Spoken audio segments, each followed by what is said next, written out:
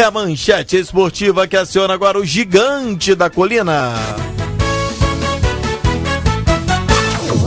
Vasco.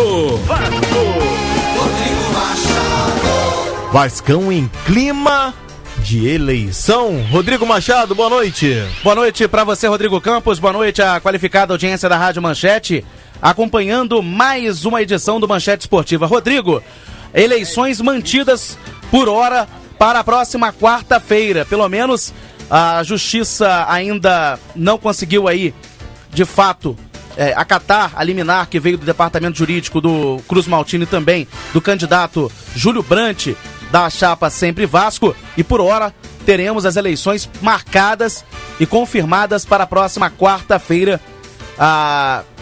O pessoal do Departamento Jurídico do Vasco e também a chapa Sempre Vasco entende que as eleições deveriam ocorrer por bem no dia 11 de novembro. Então, por hora, as eleições estão mantidas para a próxima quarta-feira. Na linha comigo, candidato que vem aí, o sexto candidato a concorrer aí ao pleito de quarta-feira, o Eduardo Neri. Ele teve aí a chapa homologada na semana passada e a gente conheceu, ou pelo menos ficou sabendo, que ele concorreria ao pleito no último sábado.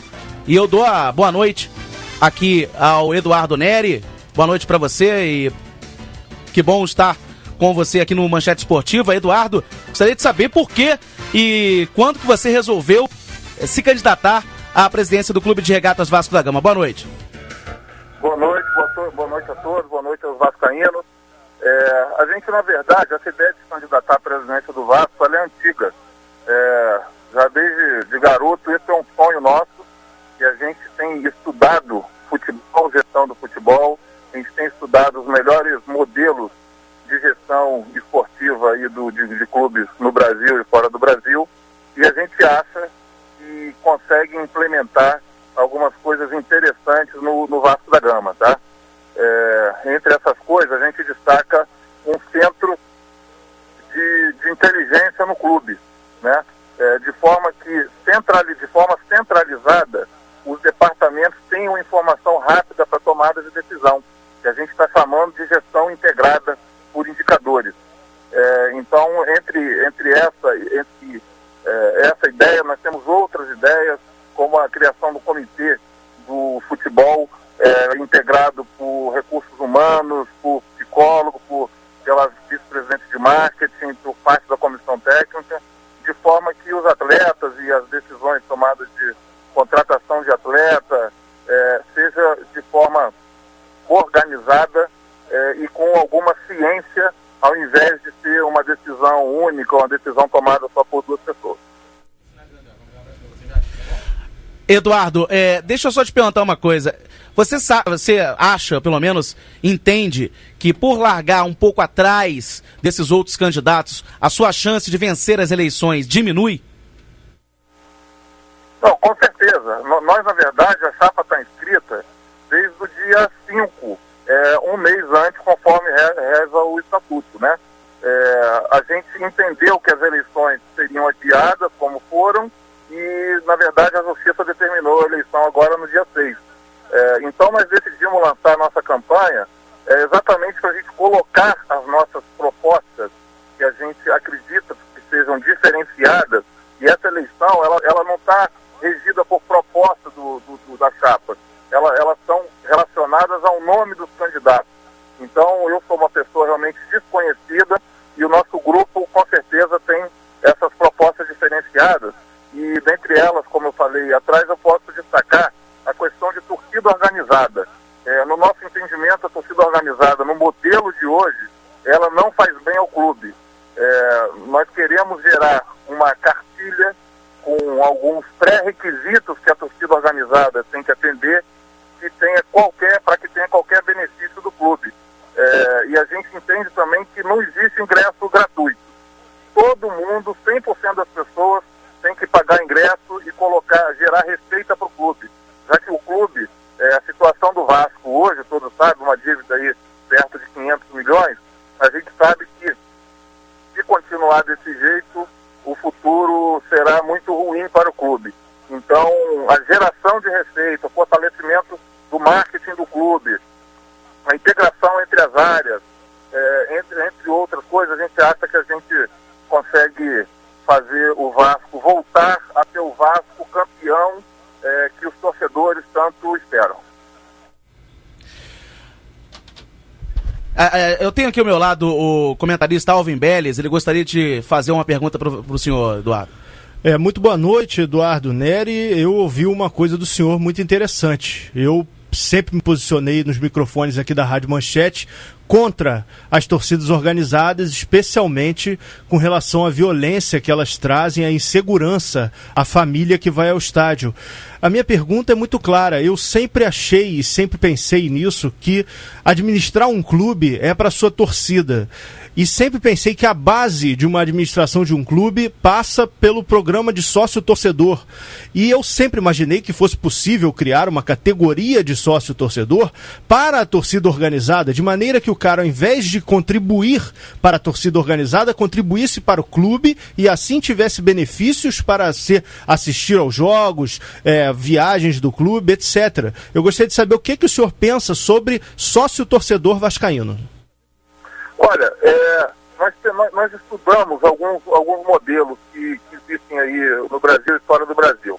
Se você falar no Barcelona, o Barcelona tem o clube incentiva a torcida, mas os grupos são de 30, 40, 50 pessoas que de alguma forma eles beneficiam o clube e a única coisa que eles fazem para a torcida organizada é sortear poucos ingressos. A gente acha que a utilização de CRM, ou seja, uma gestão via tecnologia para atender os sócios, ou seja, você ter sistemas integrados, onde o perfil do sócio está lá, qual o sócio que vai no jogo e que não vai. Enfim, o sócio tem que ser beneficiado, porque o sócio ele realmente gera receita para o clube. Agora, essa questão de torcida organizada, outros candidatos, eu não sei se não tem coragem de falar sobre isso, ou porque pode ter algum benefício de torcida. A gente acha o seguinte: a torcida, vamos avaliar os últimos tempos, né? O Vasco perdeu pontos, deixou de jogar dentro da sua casa, teve essa questão toda de violência, que suja a imagem do Vasco da Gama. Então eu acho que isso tem que parar com isso. Alguém tem que chegar, bater na mesa e falar assim: olha, torcida organizada, você tem que, a partir desse momento, seguir uma cartilha implementada pelo clube, senão nem a marca do clube vocês vão poder utilizar. E outra, os torcedores organizados eles têm que ser cadastrados de forma que o clube tenha alguma gestão sobre isso. Aí sim, a partir daí, o clube pode dar algum benefício para as torcidas, como, por exemplo, elas utilizarem a marca do clube e ganhar royalties sobre a venda de produtos da torcida organizada nas lojas e sites, enfim, nos pontos de venda do clube.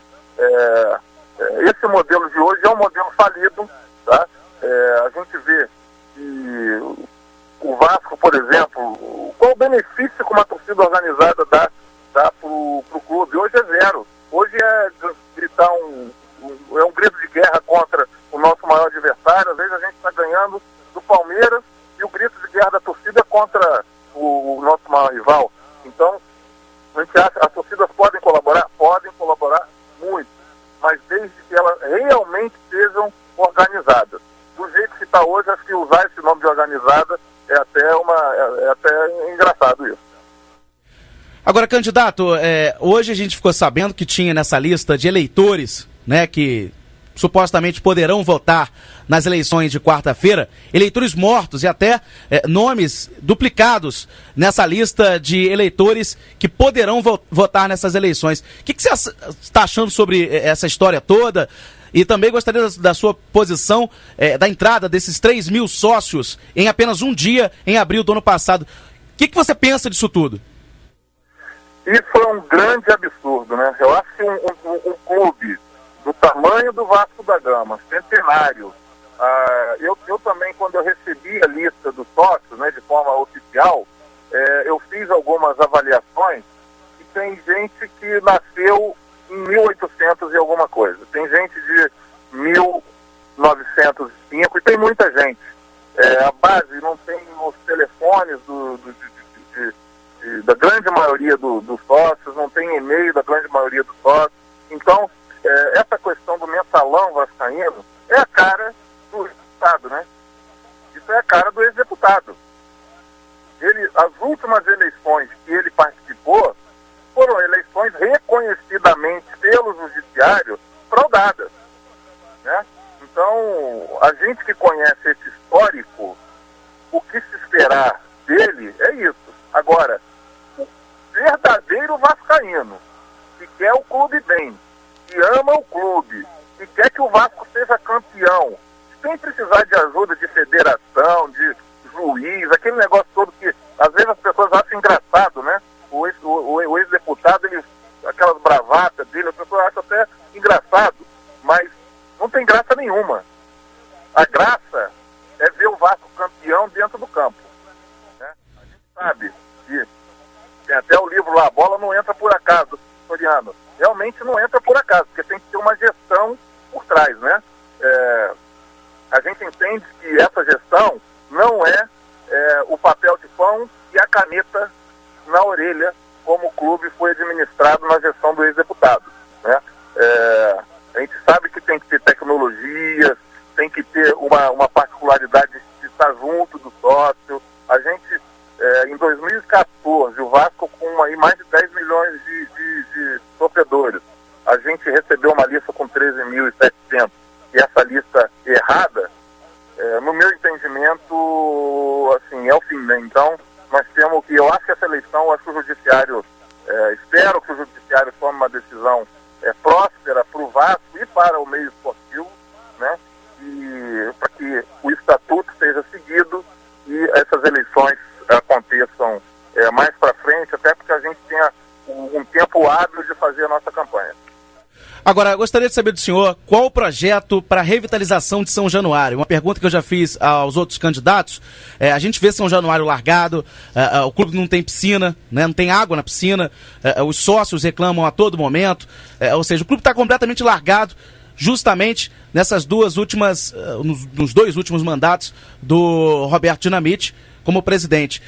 Como é que você, ou como que você faria para revitalizar São Januário, se você entende por bem que São Januário hoje precisaria se tornar uma arena?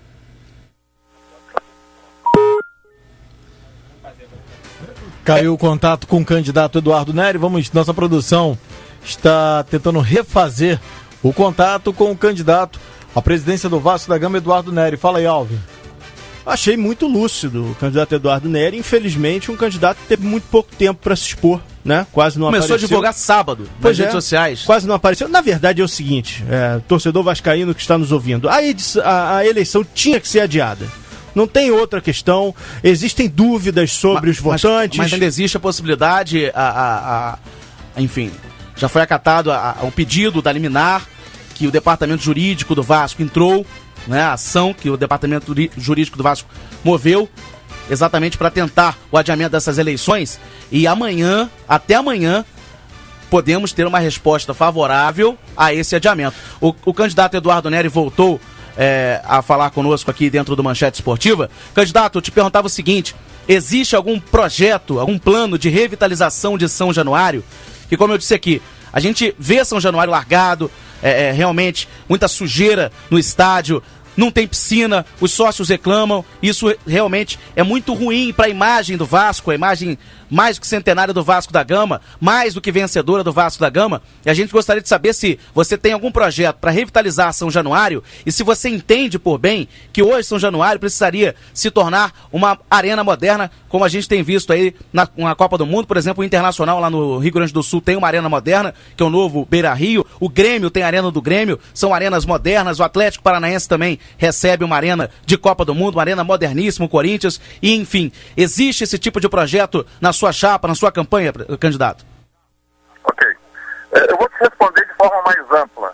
Eu acho que as sedes do Vasco, São Januário, Lagoa e Calabouço, elas têm que ser geradoras de receita para o clube.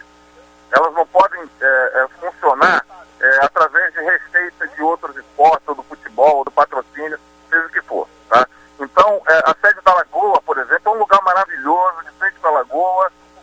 Eu acho que facilmente o empresário gostaria de arrendar para um restaurante seja o que for. Então, a gente entende, primeiro, as sedes têm que ser geradores de receitas, tá? Segundo, São Januário é um sonho a gente ter uma arena, tá? Mas vamos botar o pé no chão. A situação do clube hoje, ela não proporciona esses sonhos e a gente não pode iludir os sócios. O Vasco está devendo imposto, os funcionários realmente, eles têm seguidamente recebido salário atrasado, isso de muitos anos, né? Isso é uma herança da administração anterior do ex-deputado, né? Então, a gente acredita que sim, vamos sonhar com uma arena, vamos. Mas vamos sonhar para daqui, talvez há 3 anos, 4 anos, quando a gente conseguir implementar no clube um modelo, inclusive, de remuneração variável, né? Então, por exemplo, hoje, a gente, dentro da nossa plataforma, a gente pensa que o marketing tem que ter pessoas dentro do marketing para vender a imagem do clube e para trazer até investidores para o estádio. Porém, as pessoas têm que ser remuneradas pelas benfeitorias, pelo sucesso na venda por exemplo, dos patrocínios, na negociação com o investidor. Como uma empresa funciona. A empresa, o vendedor de uma empresa, ele é comissionado pelas vendas que ele faz. Então a gente entende, inclusive os funcionários, eles têm que, quando eu falo funcionário, eu falo desde o porteiro até o atleta que recebe o maior salário, eles devem ser remunerados de forma variável e a partir do momento que eles atendam alguns indicadores, algumas